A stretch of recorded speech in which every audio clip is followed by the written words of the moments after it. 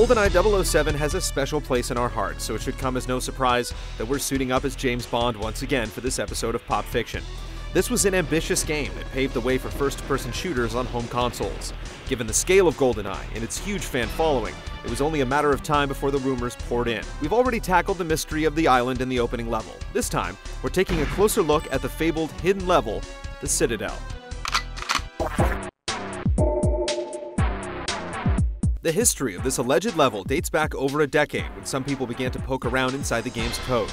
Unused text strings, visual assets, and music were found, but most importantly, these fans discovered the word Citadel was included in a text reserved for level names. This led some to draw the conclusion that there was another level hidden within the game's code. Several theories sprung up in the wake of these newfound discoveries, and almost all of them came to be associated with the level dubbed Citadel.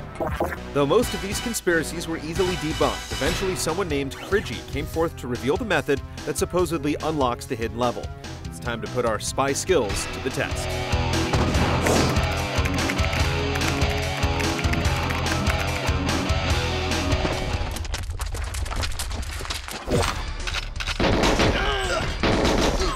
In the past, we've had some ridiculous sets of instructions to follow, so we expected another crazy undertaking here. To our surprise, though, there were no insane requirements for supposedly gaining access to the Citadel. Instead, all that was required was a cheat device like GameShark and the proper codes. According to Crigi, you have to input the following code into your device and then pick the level entitled Cradle from the mission select screen. Doing so will then allow you to play the hidden level.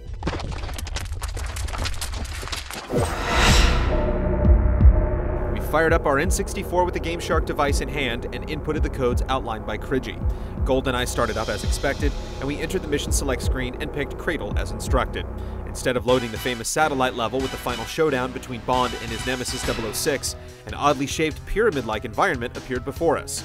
We were able to run around the level normally, but things got a bit weird from there.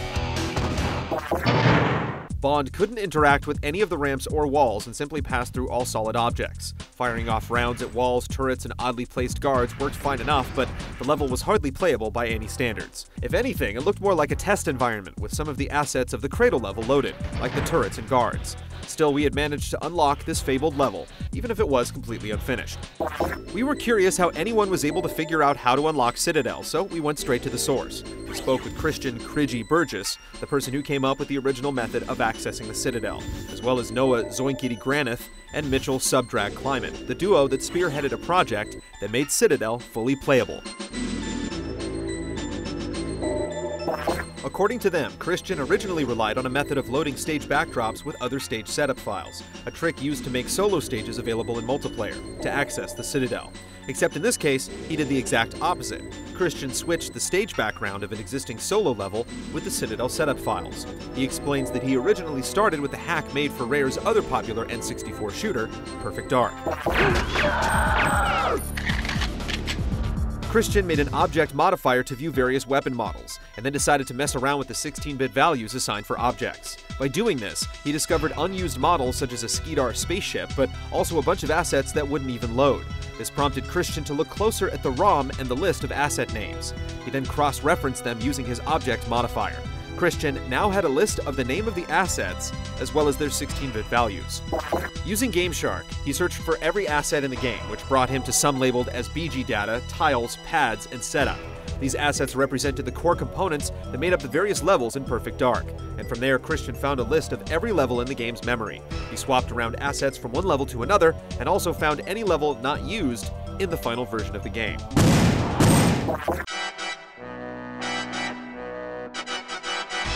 Christian then applied his findings to GoldenEye. While he was able to locate the asset names in the game's memory, they did not have 16-bit values attached to them like in Perfect Dark.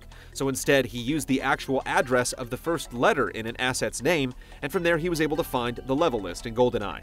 After swapping around assets into the level called Complex, he discovered that one room wasn't from any existing level in the final game.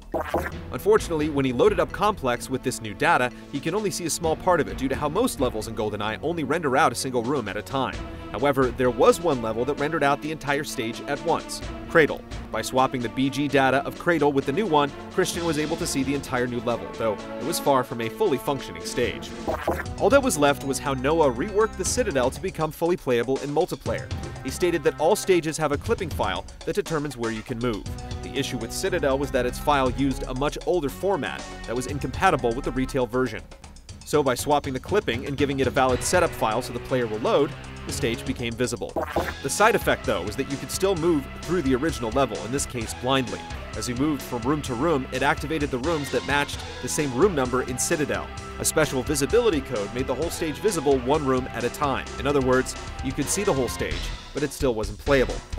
To make it interactive, Noah reverse-engineered the clipping file format and wrote a new one by hand in a hex editor using retrieved coordinates as reference, and later coordinates gleaned from the background file itself.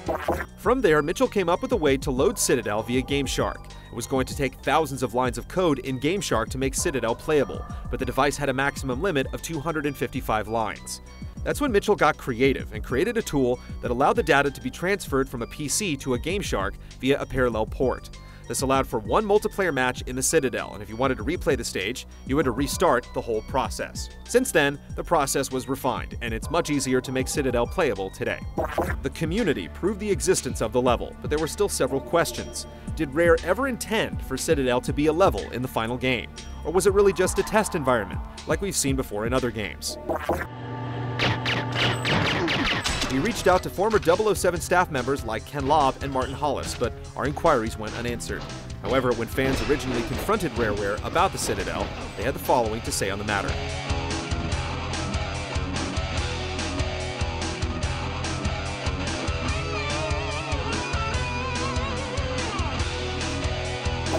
As you can see, Citadel was just a test environment that wasn't removed from the final code, as indicated by the fact it used older programming not consistent with the final assets. Regardless, it's possible to reach the level with the aid of cheat devices, and thanks to the hard work of those like Christian, Noah, and Mitchell, everyone can experience it for themselves.